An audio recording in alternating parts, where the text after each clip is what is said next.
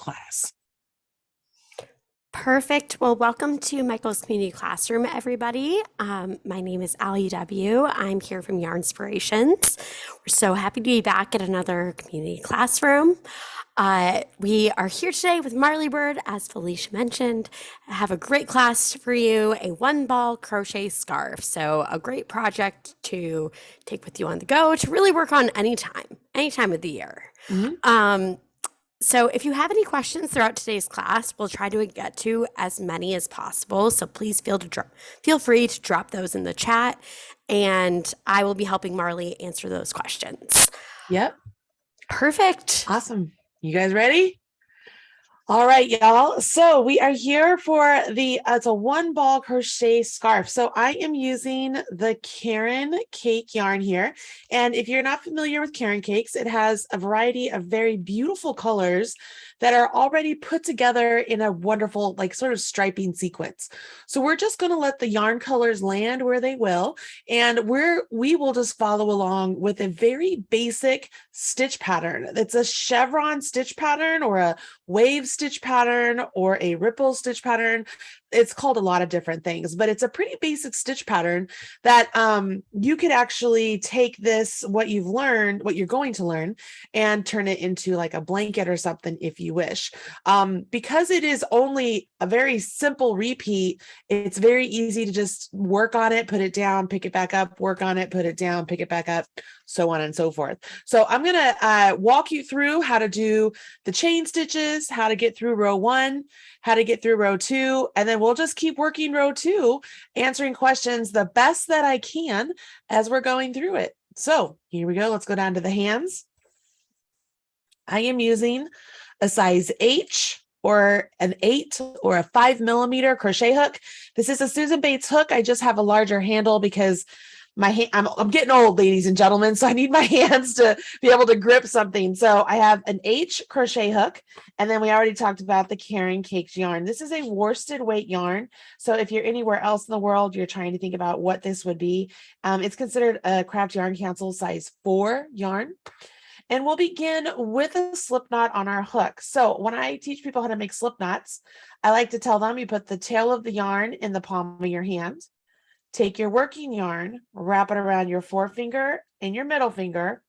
And when you come back up, cross that over. Rotate your hand over. And then I like to just use my pinky to hold that yarn down. So I kind of have some tension. And then I go underneath this front loop, grab this back loop, and take it all off of my fingers. Okay. There's a lot of different ways to make slip knots, you guys. It's just that seems to be the easiest one for me to show on camera. I'm going to show you one more time just in case. So I have the tail of the yarn in my hand. I'm holding that tail, taking the working yarn, wrapping it around my forefinger and my middle finger. When I come back up, I cross over, turn my hand over and secure that one too. So now I'm holding them both, like both tails. Underneath the front, grab the back and take it off. You can do the slip knot however you want. Now, I like to mention this no matter what level the course is, but it's just a friendly reminder. The loop on your hook never counts as a stitch. It never counts as a stitch. If you come across a pattern where the designer is counting that as a stitch, they need to learn differently. It never counts as a stitch. It is not a stitch, okay? So as we start to do our chain 33, this does not indicate, oh, we have one. We don't have any at this point. We're going to create our first one. So let me click this off here. Because this is an intermediate class, I'm assuming you all know how to do a chain, but I'll walk you through how I like to do it. I am right-handed, obviously, and I do hold my hook like a pencil, but you could hold it like a knife as well, whatever works. I will typically hold the knot portion of my slip knot just to add some stability. And then I take my hook and I go from left underneath the yarn back up to the right. And then I'm going to use my hook to pull that strand of yarn through the loop on my hook, just like so. And that's one. So I redo it from left underneath back to the top. Grab it. I will often twist my hook so that the hook portion is going out like the tier Like it looks like a teardrop, those chains do. So there's 2, 3, 4, 5, 6. I'm going to keep going. We need 33.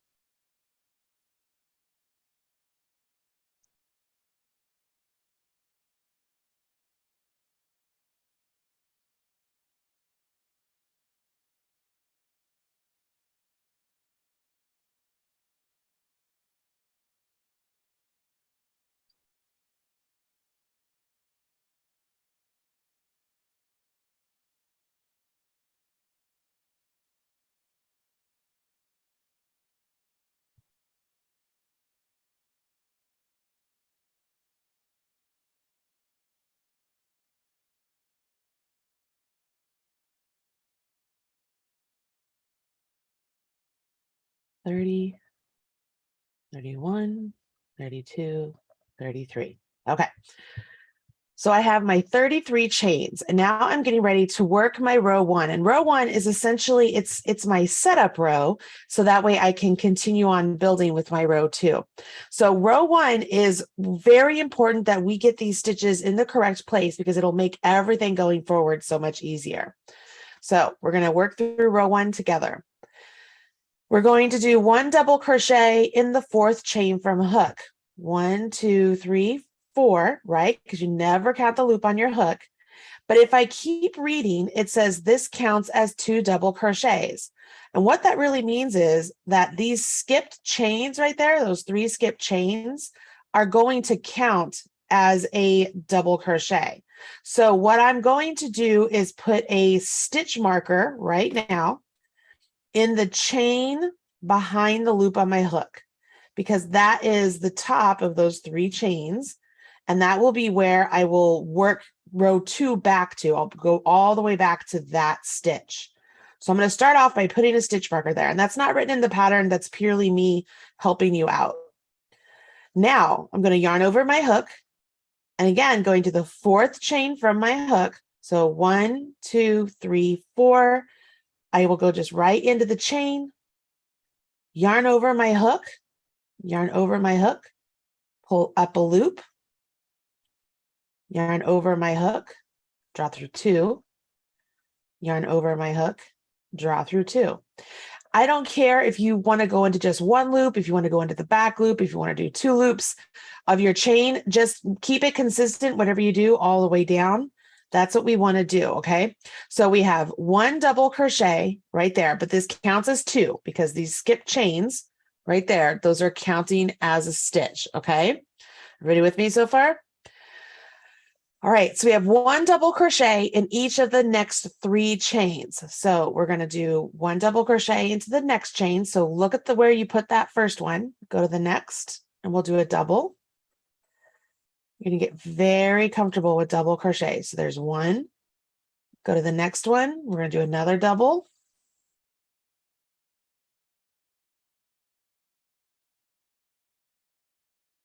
And the next one, another double.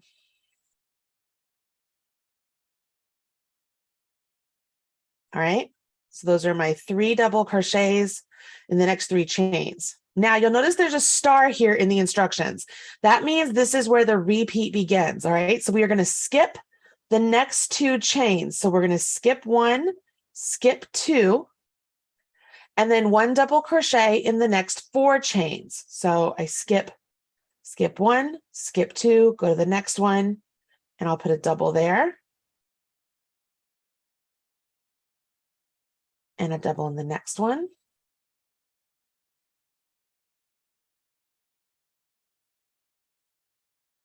And a double in the next. And a double in the next. All right, so we have our 4 double crochets. Now it tells us to chain 2. So we're going to chain 2 stitches. My hand. So just like when we did our foundation chain, we're going to go from left underneath back up, chain 1, left underneath back up, chain 2. And it says 1 double crochet in each of the next 4 chains. So yarn over my hook, go to the next chain, do a double, the next chain, do a double,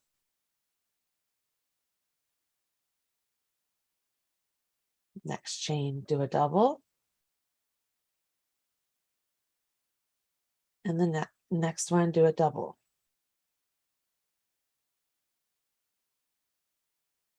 Okay. Now it says repeat from star. So what you need to notice here, you guys, is this was the start of our row, right? But right here is where our star begins. It's skipping 2, double crochet in 4, chain 2, double crochet in 4.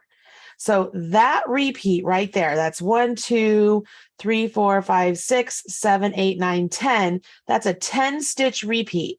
So if you wanted to make this scarf larger, you would want to increase the number of chains that you do by 10 each time. Okay, that'll give you more repeats. All right, like right now it's telling us to repeat from star once more, but if we had added 43 stitches instead of 33, we'd be repeating from star 2 more times. Does that make sense? So that's your repeat if you want to take this and do like a larger project with this. It's those 10 stitches, 4 there, 4 there, and then those 2 chains. All right, so we're going to go back to star and we're going to repeat. This is our repeat. So I skip 2 chains, go to the next chain and do a double. Do a double in the following 3 of them because we want 4 total.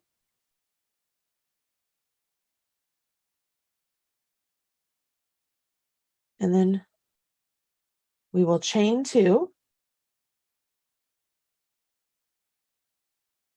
Don't skip any this time, just go right into the 4.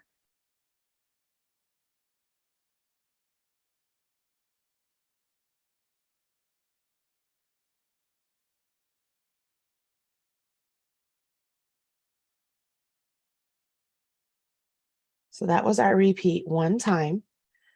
All right, can you see that? So now we're going to finish up with the instructions. So it says we're going to skip 2 chains. So skip 1, skip 2. In the next one, we'll put a double crochet into that one, a double crochet into the following, and a double crochet into the following. And then we're going to put 2 double crochets in our very last one. 1 and 2. Okay. So what we've started here with just that 1 row, we've created some valleys for our chevron and some peaks. Whenever we're in the valley, we end up skipping stitches. Okay, you're going to notice that on row 2, we're going to end up skipping stitches so that way we can get this valley. And whenever we're up here in the peak, we're going to work an increase. All right, that's going to give us this shape. One thing that a lot of people mess up on when they're doing chevron stitches is they forget about the 2 stitches down here and the 2 stitches down here, and it throws them off. So that's where I really like to use my stitch markers to make sure you do know where that last stitch is there and the last stitch that is here. Okay. So row 2, this next row is the row that you will repeat for the entire scarf. So it is arguably like the most important row to understand because it's the one you're doing through the entire scarf. Okay. So here we go. Row 2, we're going to chain 3. 1, 2, 3. That chain 3 counts as a double crochet. So I'm going to take my marker and put it into that 3rd chain I did. Is it going into the chain on the hook? No, it's not at all. It goes into the chain right behind the hook. Okay. So I chained 3 and turn. You can turn and chain 3. It really doesn't matter. I get in the habit of chaining 3 and then turning. Now it says 1 double crochet in the first double crochet. So to me, that's this one right here. We're going to put it right there because what this is going to do, it's going to give us the 2 double crochet right here at the end of our work, right? Just like we started before, it gives us our 2. So we have 1 double crochet there, and then we're going to do 1 double crochet in the next 3 doubles. So here's 1, here's 2, and here's 3. This next one and the one following it, we're going to skip those 2. Imagine those are the 2 chains that we skipped before. Now they're actual stitches. We're going to skip those 2 because that's our valley. And we're going to come over here to this next one, and we'll do the double crochet into that one and the 3 more after that. So there's 1,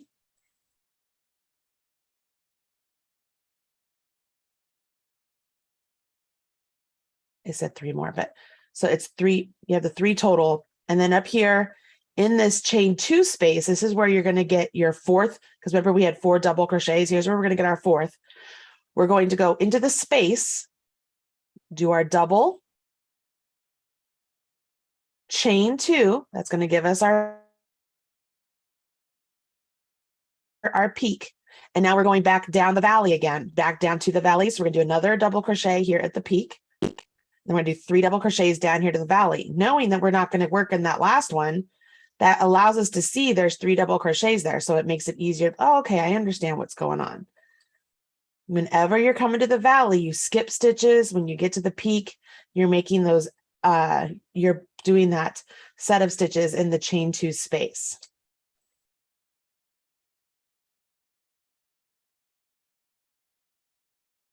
All right, so this would be my second repeat. So I skip 2 stitches, go to the next stitch, work a double in the next 2.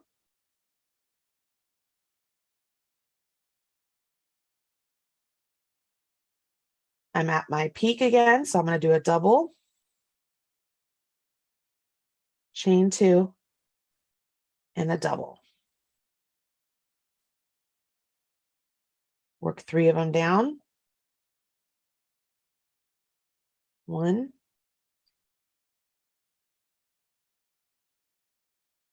2, 3. And this is where we're at the end of our repeats. So we're going to skip 2 double crochets, 1 double crochet in each of the next 3.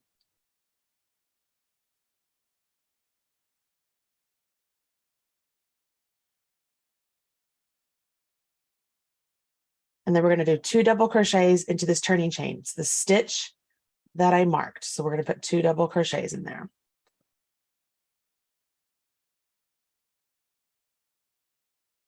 1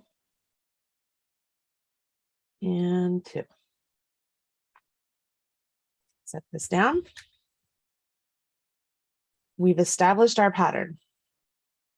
Allie, how are we doing on questions? I got to take a drink of water real quick.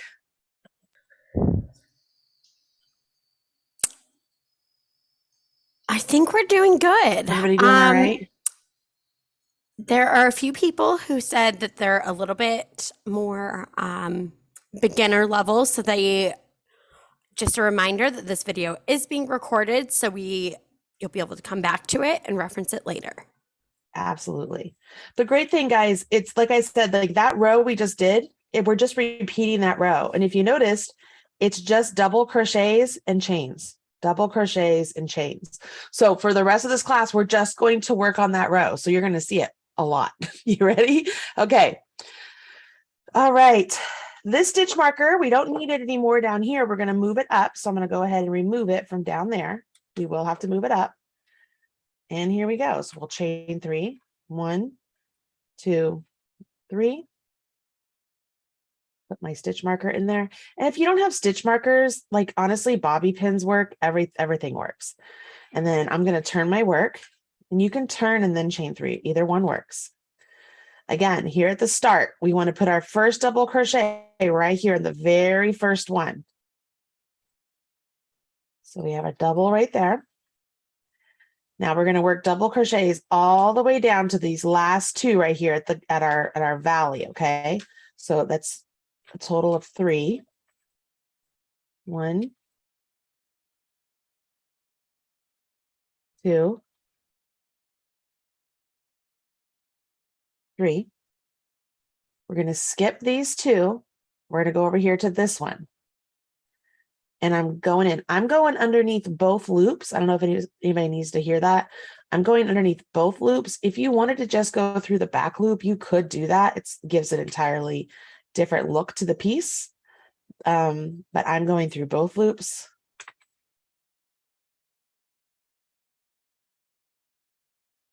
The double crochet at the end, the 2, went into the stitch and not into the space, correct? I work them exactly into the actual chain. I do not work them into that space there.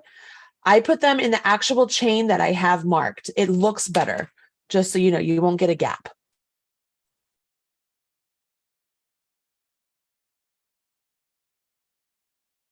All right, so we only have 3 there, and we know that as we're going up our hills or down our hills, we need a total of 4. But you're like, Marley, I've run out of double crochets. Well, remember, there's this space right here, and that's where we're going to work our increase, which is a double into the space, a chain 2, and then another double into the space. And the second double represents one of the 4 that's going to happen going down the hill. All right, so now I have my 4. So now I'll do 3 going down the hill.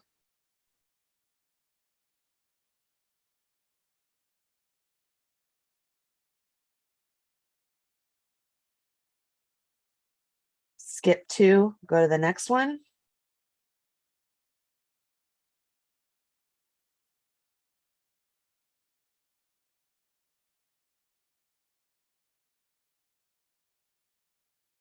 I'm at my, excuse me, top of the hill. So work my double, chain 2, and then a double, double in the next 3.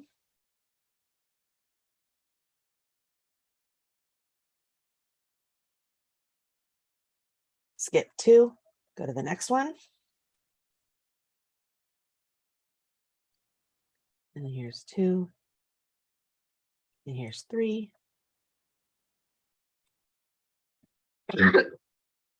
Excuse me. Then I'm going to put 2 right there. Again. I'm sorry, guys. I have something in my throat. It's going into the actual chain.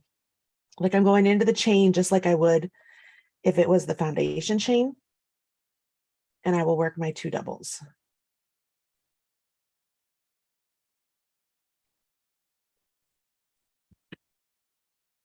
Having another drink of water. Hold on, sorry.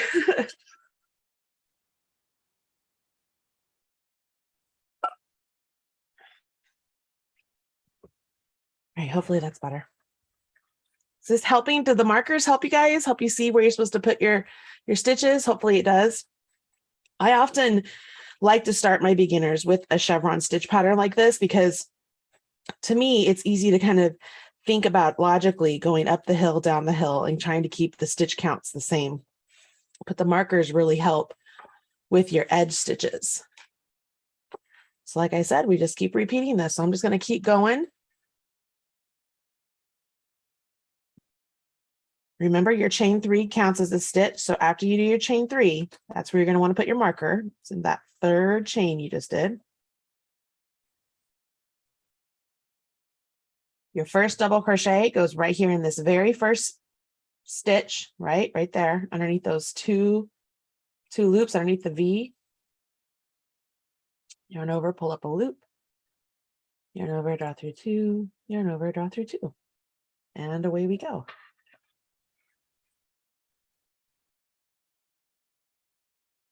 Get some more yarn here. Wonder if we can get to where we can see the next color change.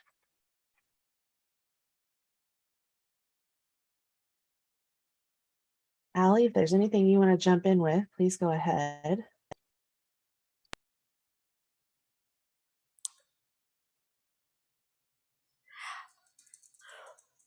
Well, just a reminder that Michaels does have new shades of Caron Cakes in stores right now. So I will be dropping a link to the Caron Cake page here Oh, in the good. chat so you can see those new shades. And just for anybody who's wondering, the Caron Cakes are 80% acrylic, 20% wool. So they have a very nice little gentle give to them because of the wool content. I really like it. But I also know there are some people who are allergic to wool. Don't worry, there's lots of other yarns out there that don't have wool in it at all. But it's nice to crochet or knit with these because of the little give in the wool. There's a little flexibility to it.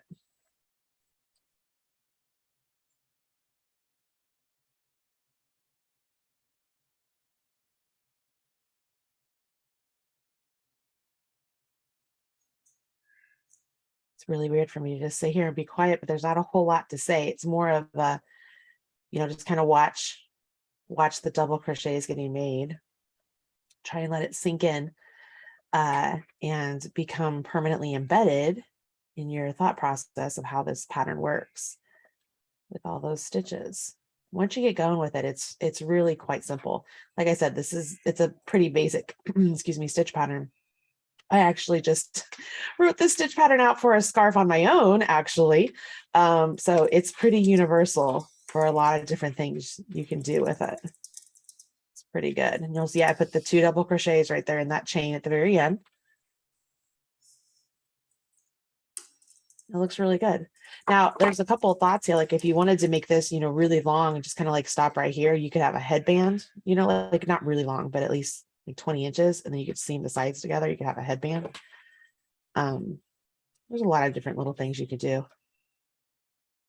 I'm just starting on the next row here. I'm going to move my marker up.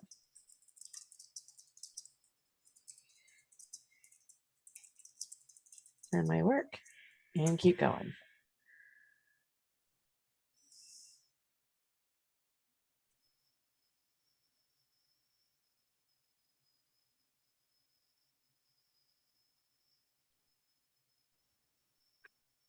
You do not need to put a border in it. With how clean the edges are, you don't need a border. If you are an intermediate crocheter and you wanted to use standing or stacked double crochets, not the standing. If you want to use stacked double crochets instead of the chains, you could do that and it would make things even more clean. But for the most part, you wouldn't need a border on this. It's pretty complete the way it is, which is really nice if you just kind of want to do something and get it one and done and not have to do a bunch of extra, because borders take a long time. You have to always really plan out the amount of time it takes to add an edging or a border or weave in ends. It's one of those things that people tend to underestimate. And so it can sneak up on you that time. Oh, cool. Autumn says, I'm going to add tassels to the end of mine. I love that idea. I love a good tassel or a pom-pom. Like, I think they're fantastic.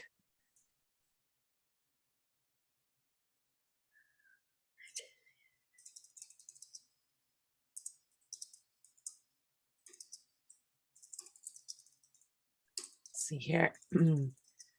Felicia's reminding us that this class is recorded and it will show up on the Michaels YouTube channel about 24 hours after the airtime here. So if you're working along and you're just like, oh, I want to rewatch, you can catch the replay and rewind and watch me crochet and kind of see if there's anything that I'm doing that, maybe strikes something in your head that helps you be a better crocheter.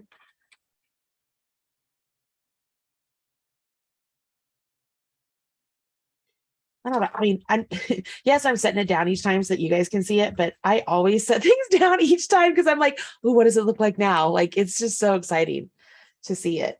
I'm going to give myself a little stretch of my fingers. It's been about 30 minutes. So I want to make sure you give your fingers a rest and give them some stretch, especially if you're new to all this, because you can actually really, really get really tense as you're working on it. So you want to make sure you're giving yourself a nice little stretch. I'm going to take a sip of water.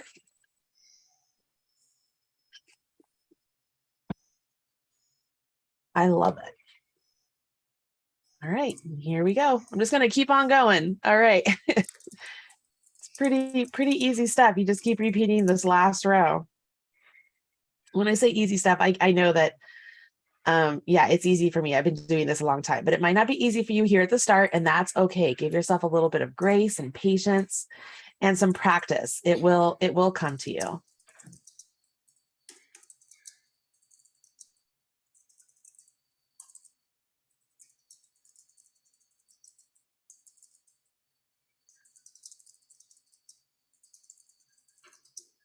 One thing I do want to warn you is as you start getting really comfortable with this, you might try and tighten up your stitches a little bit. And I want to discourage you from doing that. Try and keep your stitches as consistent as they were at the start. Otherwise, like the end of your scarf or whatever you're making will be a little bit tighter than the beginning. And so you'll, instead of having a big rectangle, you'll have like a trapezoid looking thing or a parallelogram looking thing. So make sure you just keep your tension nice and consistent best you can.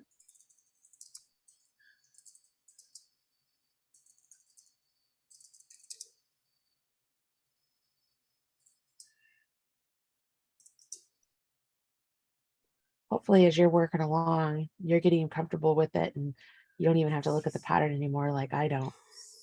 It just becomes a very repetitive, very easy thing just to pick up and work on. Right. Marley, Diane would like to know if do you always start yarn from the center?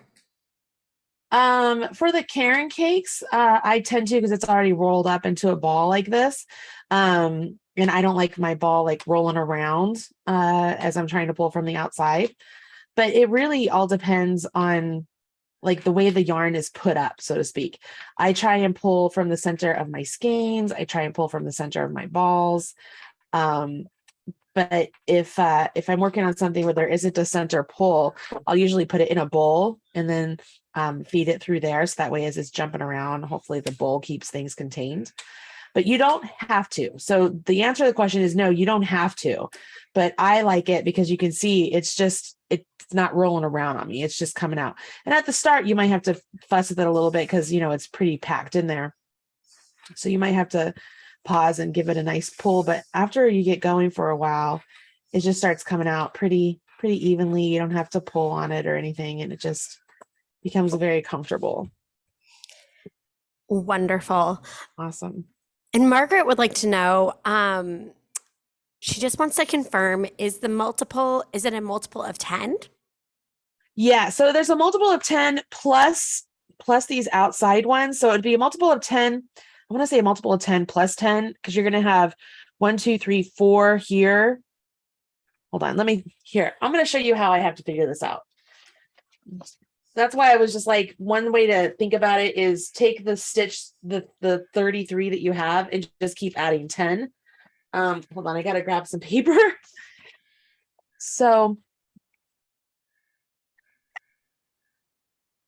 we had our 3 chains to start that we skipped, right? And so that was like our first chain. And then we put a double crochet into the 4th chain from hook. And then we had a double, and a double. So double, and I think it was going down. I should be going down. Double, double. And then we had 2 chains we skipped. And we had double, double, double, double. And then we chained 2. So 1, 2, 3. And then we went 1, 2, 3, 4. 1, 2.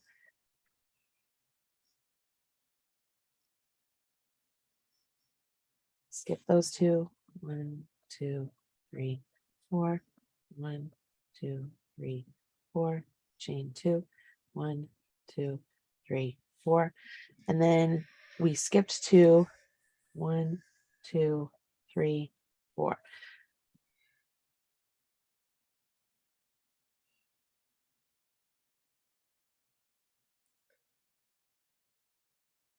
So that was the end. All right, so this is what we have, right? If we were to look at in symbols, the repeat based on the pattern goes from these these chain twos, right? We skip those chain twos, it comes all the way up through those, and it comes down to this, right? So that would be one repeat. And then you grab another highlighter. I have all these Sharpies and no highlighters. What the heck? It's like a joke. Well, we'll just use this real quick. There's no highlighter. But then, so this was our second repeat, right? So there's the green up here and then down here. And then we had, so these stitches were our start. These stitches were our end. So if we look at those, that counts as our turning chain, but we have 1, 2, 3, 4. So we have 4 chains there. We have 1, 2, 3, 4, 5, 6 chains there, right? Which gives us our 10. And then this would be +3 for the turning chain. And then we know that through all of this, that's 10 stitches or 10 chains, or, it's 10 stitches, chains.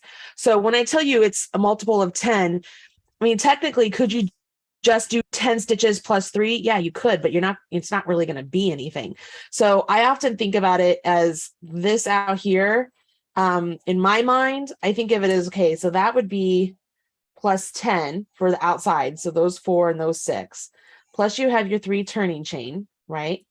And then in here, depending on how many repeats you want, you're going to have 10 and 10 and 10 and 10, right? So it could be 10 and 10 and 10 and 10 and 10. So unless you're going to do something, that's smaller than this, I would just take my 33 and then just constantly just add 10 for every ripple you want, just add 10. Does that make sense? Like, this is how my brain works it out. And that's obviously is just row 1. So like if we were to do row 2, which is the repeat, right here, you have, let me come up here a little bit. You have your chain 3 and your double, and all that is going into that first double. And then you have that second double right down here, which you're going to do 1 in there, 1 in the next, 1 in the next. And then this one you're skipping. This one you're skipping.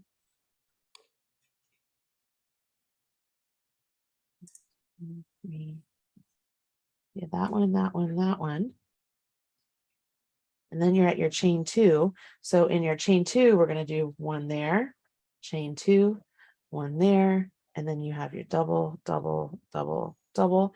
So you're going to do a double, double, double, skip that one, 1, 2, 3, double, double, double, chain 2, double, chain 2, double. Does this make sense? Does this help you guys at all?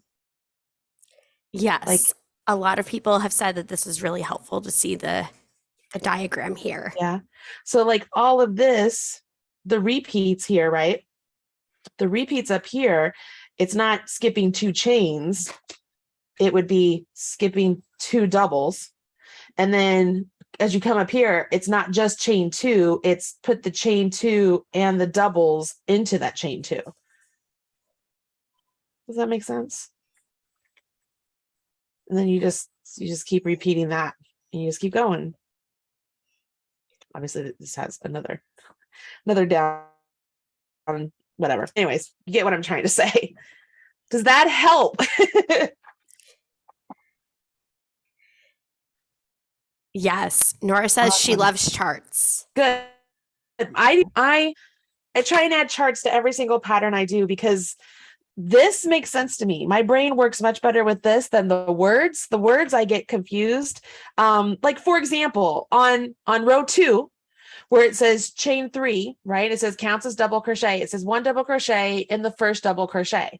Well, if you're brand new and they've just told you that this counts as a double, and you're like, okay, well, if that counts as a double, then it's already taking up that space. So that means I'm not going to work into it. I'm going to go to this one, which would be the first one, when technically this is still the first one, and they still want you to put this double there.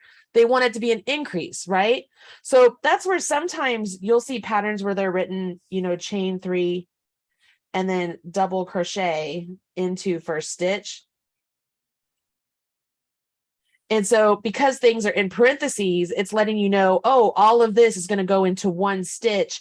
And then usually there's a note somewhere above that says all chain 3 counts as a stitch. Right? So like a pattern could be written in that way to ease any sort of confusion of where you put that first double crochet.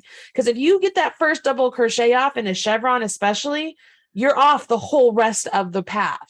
That's why I was saying at the beginning and the end, you have those 2 stitches. That's why we're putting our markers there. It's not just to be like, oh, this is your last stitch, but it's a clue. You're going to put 2 stitches there, and you have your chains and your double. And then, like I said, if you wanted to do a stack stitch there, you could do that as well. Hopefully that works. So if you wanted to make this larger, I would just take 33 and just keep adding 10.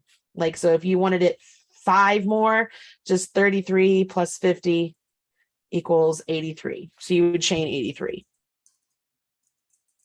Okay. Awesome. That actually gave my fingers a rest. So thank you for that. Absolutely. All right. Judy says that she's never understood charts before, but this explanation just helped her. Well, fantastic. Judy, I have entire videos on my YouTube channel explaining charts if you're interested at all. Because for me, I mean, it's a picture of what you're doing. And so it just makes things so much easier visually for me. All right, here we go. So I put this down, right? I'm not even going to look at my pattern because I already know, what I'm doing. So I don't really have to look at my pattern because it's just that 1 row repeat. So I don't have to think too much about it.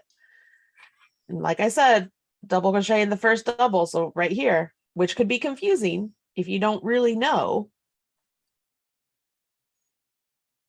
I can't tell you how many beginners I've taught who have messed that part up. They're like, they're like, but Marley, you said if it counts as a stitch, it takes up that space. And I'm like, yes, I did.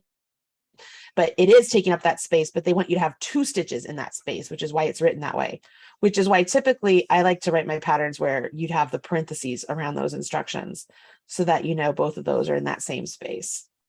But I mean, everybody writes their patterns differently. That's where these classes are very helpful, so you can get some instructions. There was a great question here from Karen about wash care for Caron Cakes. And I just wanted to say this so that everybody was aware that it is hand wash and lay flat to dry due to the wool content. But if, again, Marley mentioned that there's lots of alternatives. If you have wool sensitivities or just prefer something without wool, I dropped in some options in the chat here, but Caron bake cakes, chunky cakes, and anniversary cakes are all great 100% acrylic options that have similar kind of self-striping coloring. So if you're looking for a very similar option, alternative, those would be great. Oh, I almost messed up there. I started doing more stitches in that. You know what my favorite cake yarn is? Latte cakes. Latte cakes are lovely. Is it still out? I love latte cakes. Latte cakes is a great. I love it. I have made so many things with latte cakes, and like I wear my turkey trot poncho all the time, and it's made out of latte cakes. I love it. Fantastic yarn. There's also cloud cakes, which was new last year. Yes. It's a really soft polyester yarn. Yes. With some really fun self-striping and solid colors. Yeah. Again, I put it down because I like to look at it. It's the pattern, the sequencing makes me very happy. Anybody else feel that way? Just makes me very happy. I gotta rub my fingers a little bit, guys. Sorry.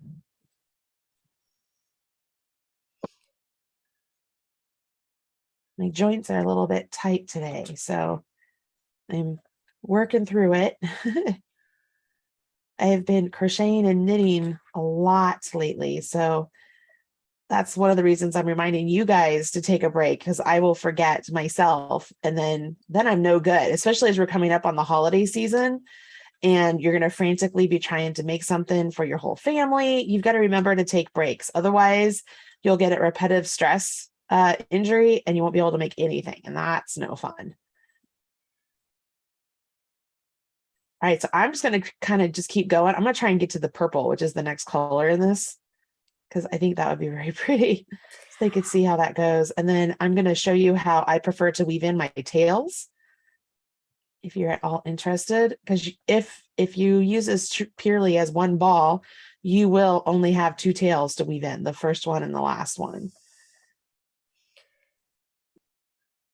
I think that's one of the most exciting parts about stitching with a self-striping yarn Right. is it really does, it makes it a little bit competitive with yourself to get to the next color. Exactly.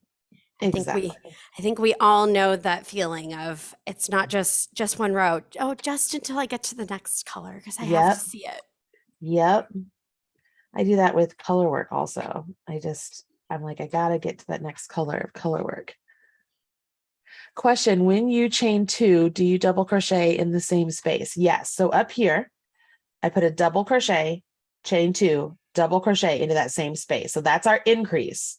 So in that increase, you have a double, a chain two, and a double, all into that same space.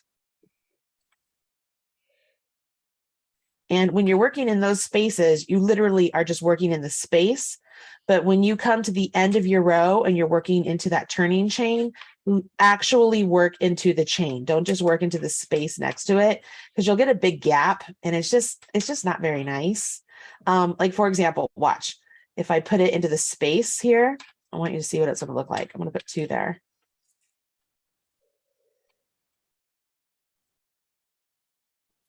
See how I looks like I have this huge gap? Whereas over here, it's really nice and clean. It pokes out. I don't want that gap. I don't like that gap. So when I'm working into the turning chains, I work into the actual chains, just as if I was working into a chain to begin with.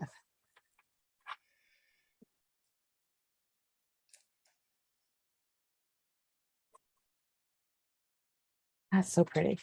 I'm gonna keep going. I'm so close. I'm probably like two more rows to the purple, would be my guess. The lies we tell ourselves, Allie, the lies. And that is how we all end up staying up way past our Yep, bedtime. way past.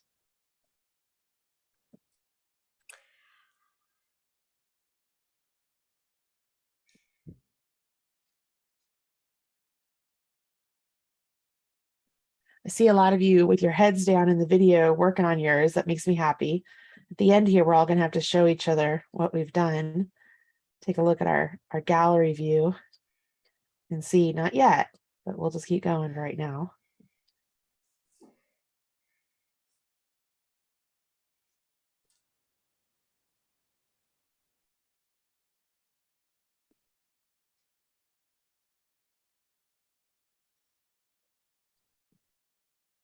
I will say that if you are working down your row and you find that you did one too many stitches on the previous row, as much as a pain in the butt, like for example, oh no, I didn't. Okay, I thought I did. As much as of a pain of a butt it is to have to rip out and redo, I mean, because you can see that because of the consistency of the patterning, in this particular stitch pattern, you will notice that there is a mistake and it will be something that just haunts you. So just take the time and rip out so that you can get back to where you could fix the mistake, whether it's a stitch that you missed or a stitch that you added. I do just recommend just it sucks. I get it, but just do it, rip it out and start it again. You'll be so much happier for it. At least that's me. I'm like, all right, because half the time I'll tell myself, oh, it doesn't matter. It's just it's an imperfection. It's my own design feature. And then I see it every time I look at whatever I'm making. And I'm just like, I should have fixed that. Yeah, I told you the lies we tell ourselves. All right, maybe this one. Keep going here. I don't need my stitch markers, so I'm gonna take those off. Just keep going.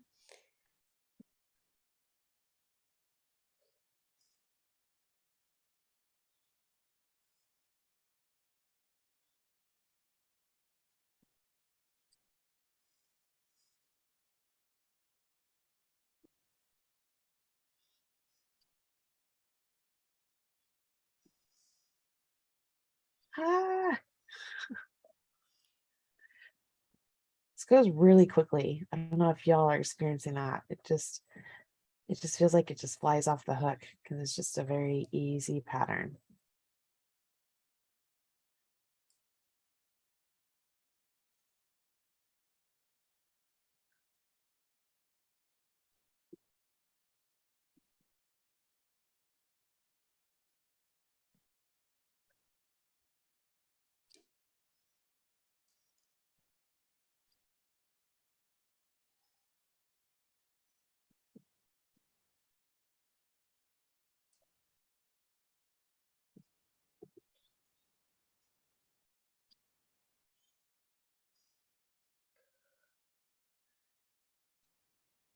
Oh, lies.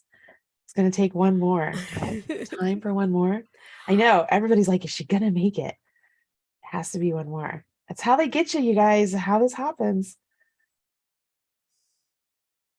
I want to see the purple.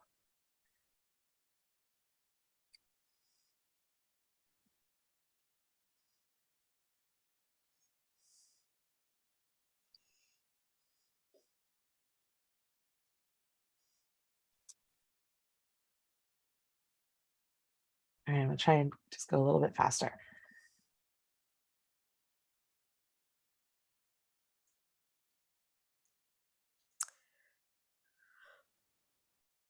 We have a question here. Yeah. Would this stitch be good for an outdoor winter scarf, or Yes. would a pattern with fewer holes be better? Actually, believe it or not, you guys, the holes in the negative space in crochet actually keeps you very insulated. So even though something has holes in it, it actually is very warm. So this is still very warm, even with the holes in it. And it's just the nature of physics. So don't ask me to go into it. I just know that even though something has holes in it, it will still keep you very insulated. So this still keeps you extremely warm. And if you make it long enough, you can just wrap it around your neck a couple times. And so you won't have any trouble. Oh my gosh, look at this. I think I have to go one more. I knew that you had that answer, so I was excited to hear you say that again. I remember when you told me that Yep. probably years ago. Yep. Because you'll hear a lot of people, oh, crochet is so holy. I like to, I want to sort of, it's more warm. It's like, no, really, if the space, the holes, the negative space in it, something about it keeps you insulated. Um, I mean, just trust me on it. It happens. It's amazing how it all works out. Okay, I'm not going to do another row. It looks like I do need one more. Ah, okay. So I'm going to show you how you would weave in your end.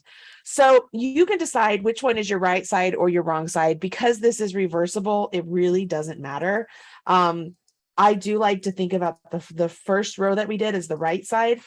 So as I'm looking at this, if you're looking at yours, if you can see that you have like those two legs, like those two legs on the next row up from the first row, like that's the back side of the double crochet. And this is the front side. I don't know if you can, am I making sense? It really doesn't matter. You just decide which side is the right side for you because you want to tuck in your tail on the opposite side. So I'm going to just turn this over. And I am using a bent tip tapestry needle. They come in many different colors and such. It has a very large eye to it. I like the metal ones because they help you get into the stitches better. And I like the bent tip because they're easier to pop in.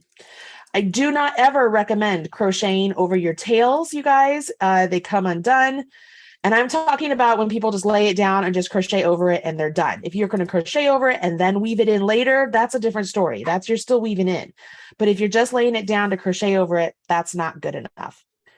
All right, what I like to do, I like to go through like a zigzag. And then as I'm going through like a zigzag, sometimes I'll go up and down, but more often than not, I will end up taking my tapestry needle and threading it through the actual yarn, sort of like that, and then pulling the yarn through itself, and it sort of locks it in place. So here at the beginning for this, I would just scoot down, just go underneath all those loops that I see right there and pull this down. I would skip over this first loop, Well, you know what? I'm gonna be honest. I would just go back this way. I would just go back. So because I went through, two, two, two, two, I skip over the first one and go back to the second one. And on this row back, I'm gonna try and not only just go underneath those bars of the stitch that I'm going under, I'm gonna try and thread through the tail itself that I just pulled through. Just kind of poke it through it.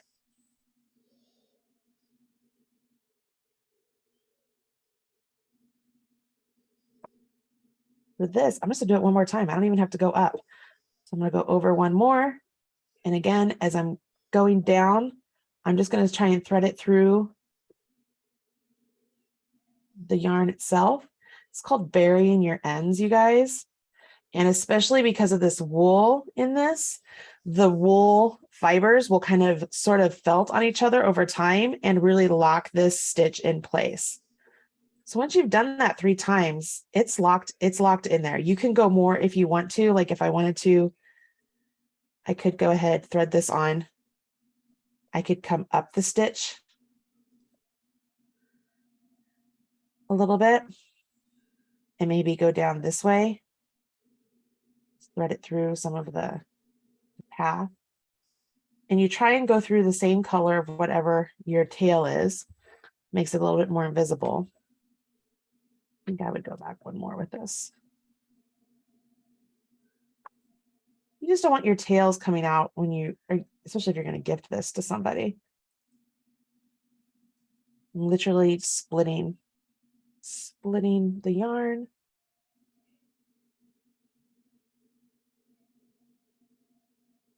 You saw there my tail was too short, so I threaded the needle in first and then I put the tail on and pulled it through. There we go.